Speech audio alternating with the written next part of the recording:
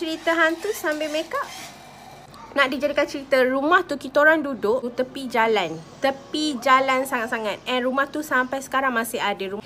Tak sampai pun sebulan lagi, kita orang baru pindah dekat situ. Tapi masa pindah tu kita orang tak tahu rumah tu berhantu. Okay, macam mana boleh kantoi? Ceritanya malam tu maid aku tu dia nak angkat kuah nasi dagang untuk mak aku buat esokkan hari tu. Masa tu sebelum dia nak angkat tu, dia cakap ke abangku apa yang dia nak buang sampah. So abangku macam okey lah, jangan lupa. Masa tu kita orang ada kucing tau. Kucing tu nama Boy.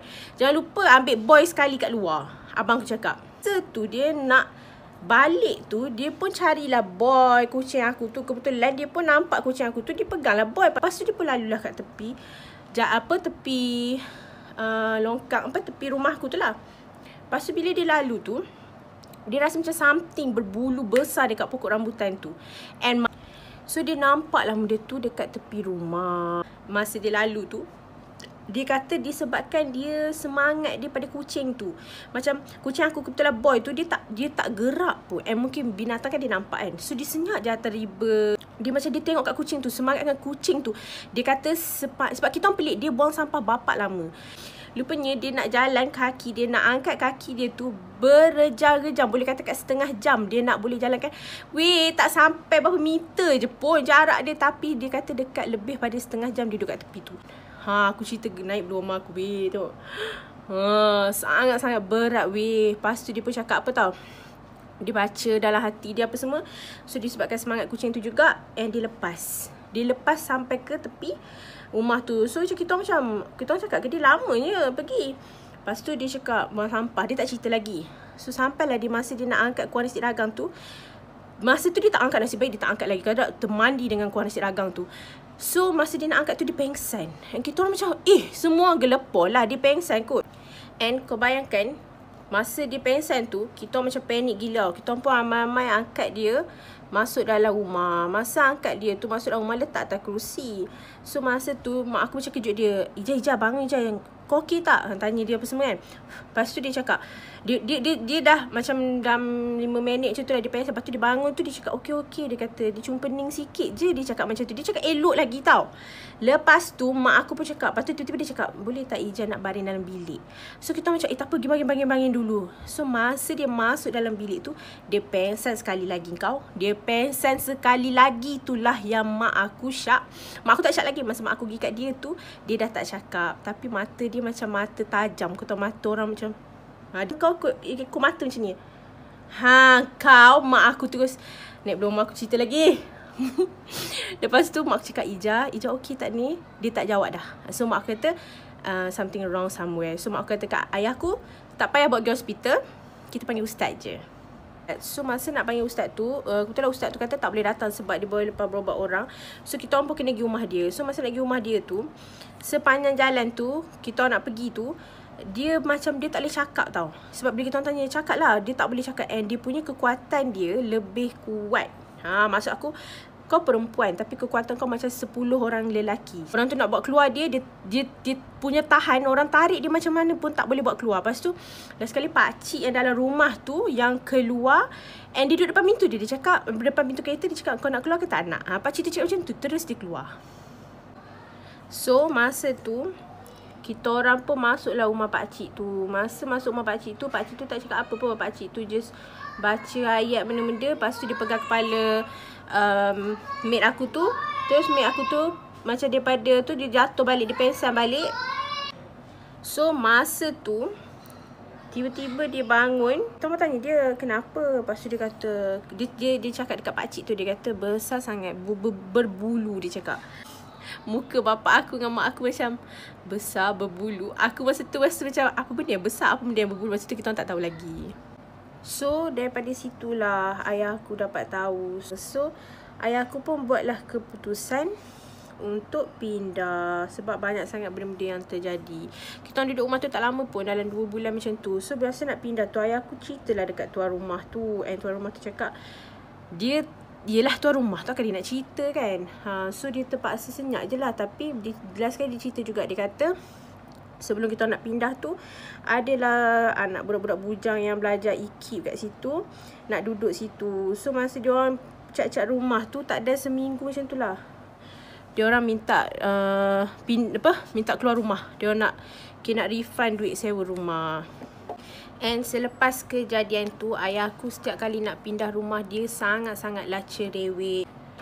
And kalau korang tertanya-tanya rumah tu kat mana, korang bolehlah pergi tengok sendiri. So nasihat Syah kat sini, okay, Syah nak korang kalau nak pindah rumah tu, make sure tanya tuan rumah tu betul-betul. Bukan dia tanya rumah ni ada hantu ke tak. Tanya sebelum ni siapa duduk, baca-baca sikit, buat yasin sikit ke, sembang dengan yasin ke, kita pagar rumah yang kita nak duduk, supaya benda-benda macam tu tak boleh masuk dalam rumah. So dah siap dah make up look hari ni. So korang kalau nak dengar lagi cerita hantu, korang boleh komen kat bawah, okay? Nanti Syah cerita lagi.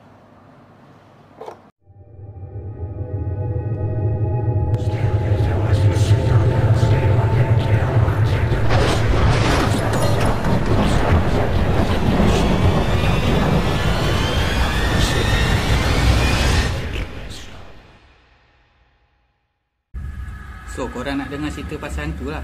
Aku mulakan. Kisah ni kisah abang aku. Sekolah dia ada buat satu camp, dan camp dia tu berada kat hutan.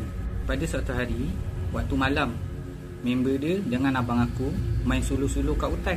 Dan ada salah seorang member dia pesan kat abang aku dengan kawan-kawan dia yang lain, jangan suluh-suluh kat hutan, sebab nanti boleh nampak hantu. Abang aku dan kawan-kawan dia yang lain engkar arahan itu. Abang aku dan kawan-kawan abang aku tetap suluh hutan tu. Waktu dia orang suluh, tiba-tiba dia nampak satu makhluk. Dan makhluk dia macam manusia. Dan makhluk tu berwarna hitam. Seluruh dia hitam, macam asap. Bila dia orang dah nampak benda tu, dia orang terus suluh kat makhluk tu. Korang rasa makhluk tu makhluk apa? Makhluk tu adalah hantu galah. Bila dia suluh hantu tu makin lama makin tinggi. Dan tinggi dia setinggi pokok. Bila keadaan dah terlampau seram dan dia orang pun dah panik, dia orang berhenti suluh. On the spot, abang aku dan kawan abang aku demam waktu tu juga. Keesokan hari, cikgu call lah family aku dan kata abang aku demam. Mak ayah aku ambil abang aku dan aku nampak lah macam mana rupa abang aku demam kat seat belakang. Abang aku terbaring seperti bayi lah. Bayi dalam perut yang macam tu kan. Aku pun siasat dan tanyalah family aku yang lain, kenapa abang aku demam? Dan family aku cakap yang abang aku nampak hantu galah. Jadi aku pesan kepada korang semua, jangan suluh hutan, sebab nanti boleh nampak makhluk halus. Sekian.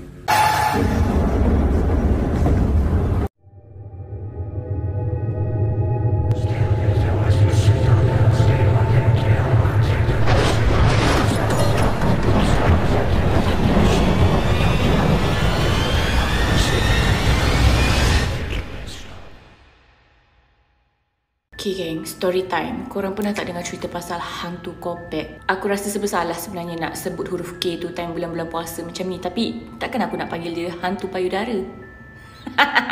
Nenek aku pernah cerita masa dia kecil dulu, kawan dia pernah hilang time maghrib tau. Diorang tengah main dekat tepi sungai masa tu. Nenek aku dengan kawan dia main sorok-sorok tau time tu. And masa tu nak dekat maghrib lah, tapi belum maghrib lagi, nak masuk maghrib. Time tu nenek aku kena jadi orang yang cari orang lain menyorok.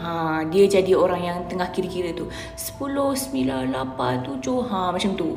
Nenek aku berlima tau dengan kawan dia masa tu. Yang lain dia dapat cari, tapi ada seorang ni cari-cari tak jumpa. Lepas tu dah masuk maghrib pun still tak jumpa-jumpa. So nenek aku pun dah gelabah lah. And then nenek aku pun baliklah rumah, pergi beritahu ayah budak tu. And then ayah budak tu pun turun pergi sungai cari anak dia. Diorang cari budak tu, panggil nama dia pun still tak menyahut. So ayah dia decide untuk cari ustaz. Hari pun dah nak malam and ustaz tu pun dah sampai. Lepas tu ustaz tu cakap macam ni, budak tu ada dekat sini, cuma kita je yang tak nampak dia. Lepas ustaz tu dah baca-baca apa semua, tiba-tiba nenek aku nampak kawan dia ada dekat bawah pokok tengah pengsan. And then ustaz tu cakap lah budak ni kena sorok dengan hantu kopek. Lepas kawan nenek aku tu dah sedar, dia cerita lah yang sebenarnya dia nampak je nenek aku and kawan-kawan dia yang lain tengah cari dia. Kawan nenek aku tu duk panggil-panggil lah nenek aku ni kan. Tapi dia tak dengar. Dia mesti rasa macam, babi ni dia tak nampak aku ke babi? Sebab tu mak aku dia larang keras sekeras-keras dia tak suka aku main sorok-sorok.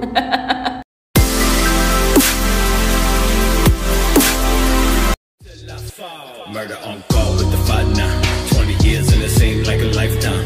I've been hanging every day from a lifeline. Why these fuckers tell it then